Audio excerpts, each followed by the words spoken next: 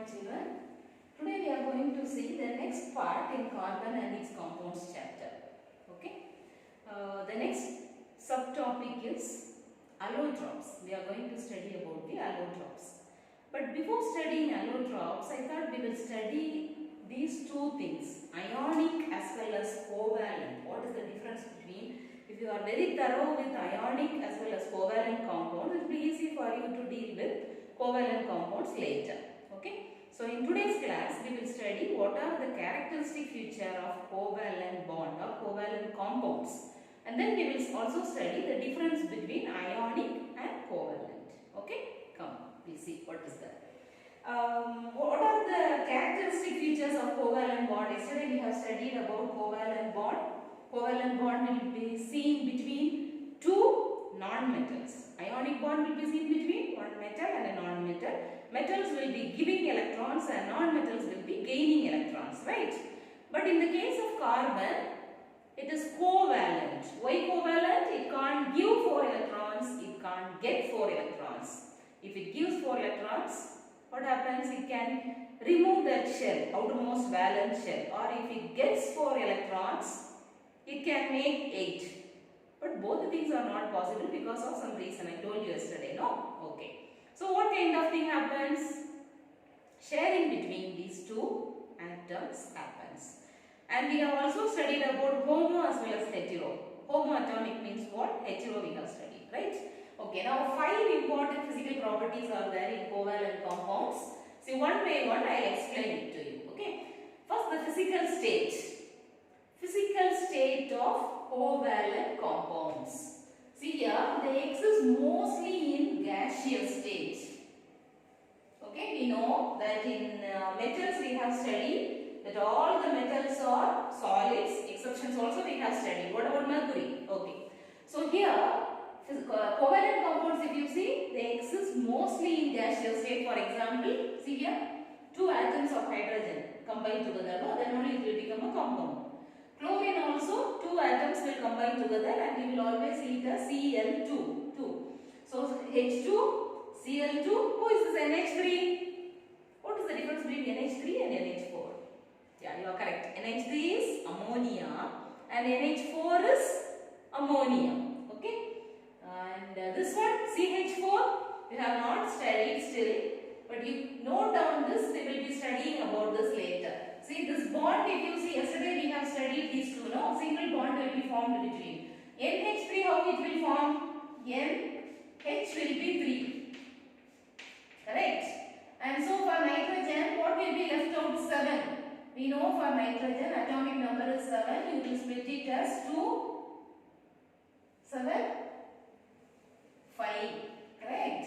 So 2 and 3. So 3 will be here. This nitrogen 1, nitrogen 1, nitrogen 1 and the other 2 will be this side.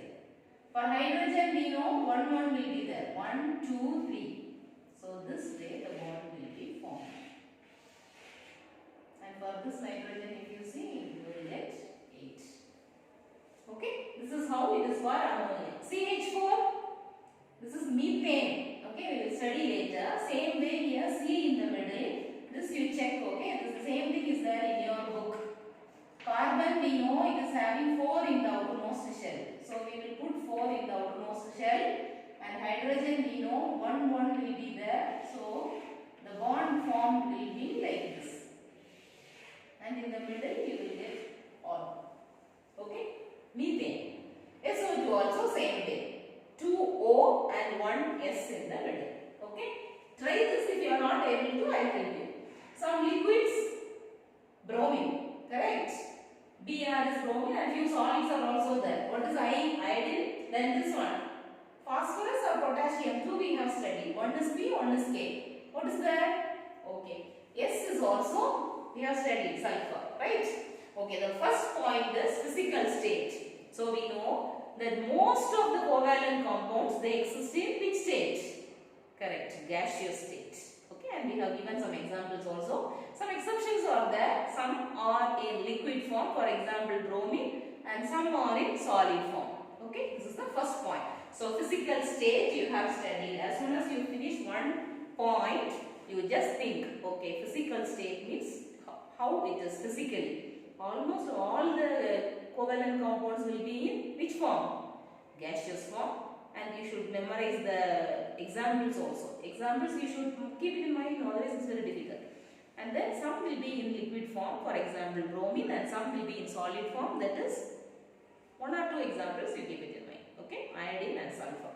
Okay, the next point is melting and boiling point. We have studied the definition. What is melting point? The point where it melts is called as melting point, and in the point where it boils is called as boiling point.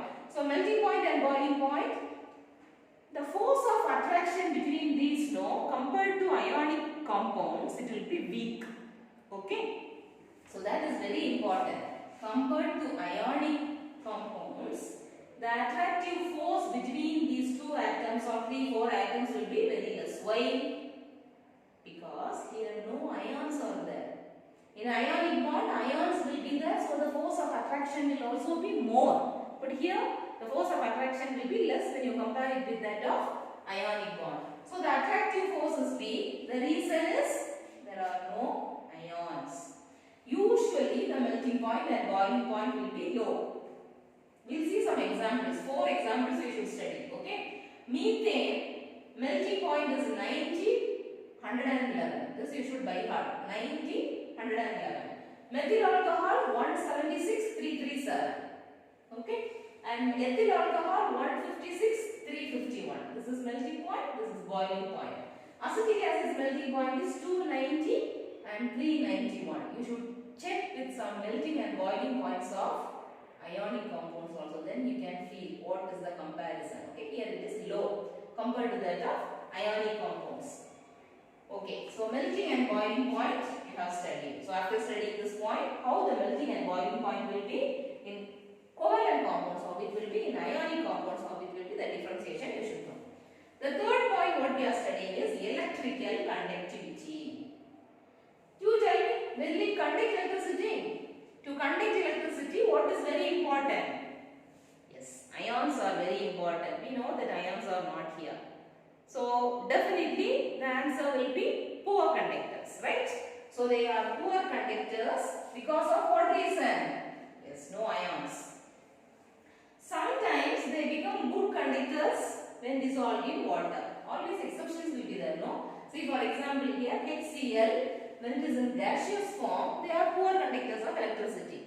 But when you mix it with water, listen carefully, HCl, when it is in gaseous form, what will happen?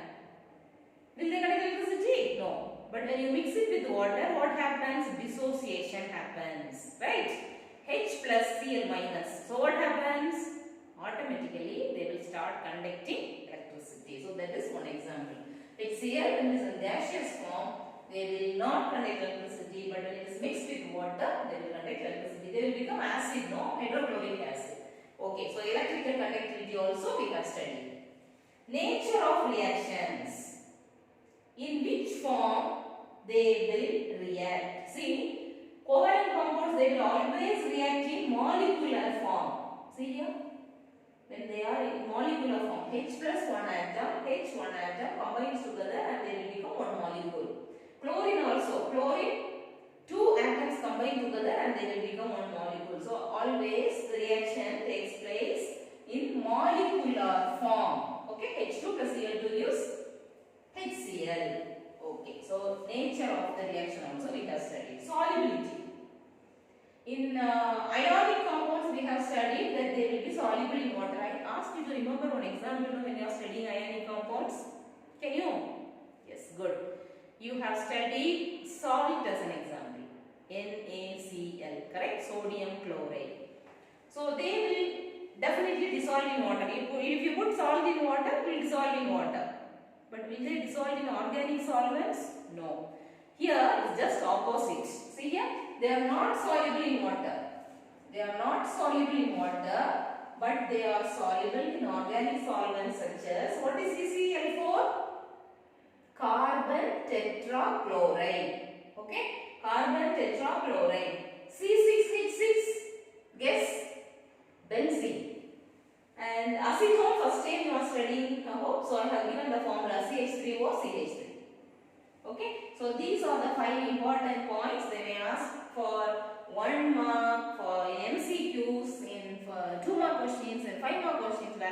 they can ask. So, we will be very clear with the physical properties of which compounds? Covalent compounds. Shall we have a recap? Physical state. First, how it will be the state. Then melting point and boiling point. Then electrical conductivity. Then nature of reactions. Then the fifth one is solubility. Okay, so these are the 5 examples.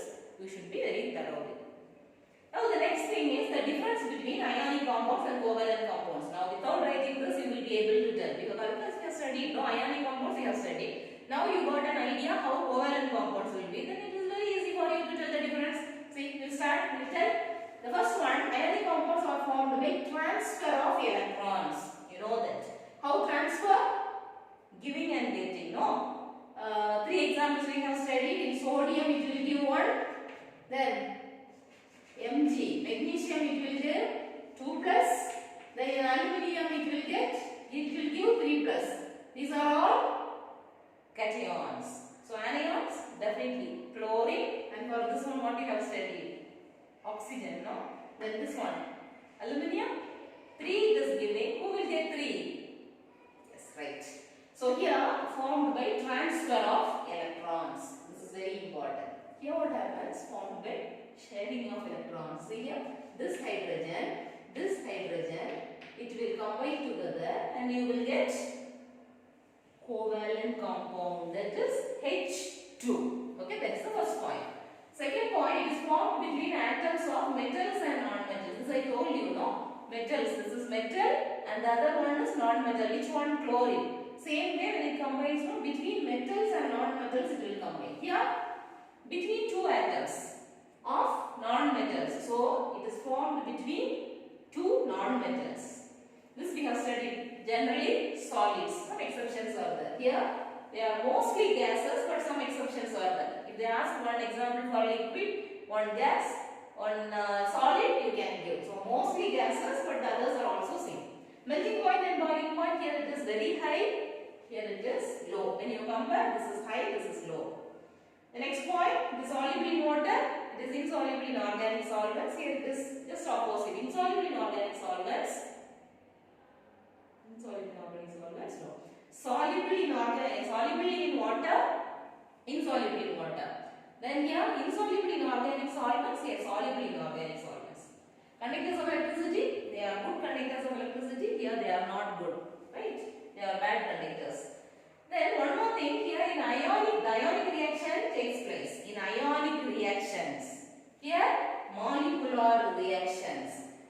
Reactions also, this ionic reactions. In ionic reactions only, ionic reactions takes place in ionic compounds. Molecular reactions takes place in covalent compounds. Here it is very fast. Okay, the reaction will be very fast. Here it is not very fast when you compare with this, it is slow. Then no other external conditions is required to initiate or to make it fast and all. Here already it is fast. Here what happens? We need some external conditions. See, for example, catalyst. What is catalyst? Catalyst will, the rate of the reaction will be fast when you use a catalyst. No? Okay, catalyst can be used, you should increase the temperature or decrease the temperature or pressure also. Increasing or decreasing. So something is required, some external force is required to fasten the reactions. Okay, here which reaction? Ionic reactions, here molecular reactions. It's very clear, right? It's transfer of electrons, sharing. Then here formed between atoms between metals and non-metals, here only between non-metals. Is generally they are solids, here gases. High melting point, boiling point, here it's low. It's soluble in water, insoluble in organic solids, just opposite there. Good conductors of electricity, bad conductors of electricity. Here ionic reactions takes place, there molecular reactions takes place. It is very fast here, it is very slow there. And here external conditions are not needed, but there we need some external conditions such as catalyst, temperature and pressure. Okay. So by this we will be coming to the end of this, the difference between ionic as well as covalent. Tomorrow we will be seeing about allotropes. Okay. Before allotropes, I wanted you to check what is the difference between organic and inorganic. Okay. Be clear with that. We will meet in the next class. Thank you, children.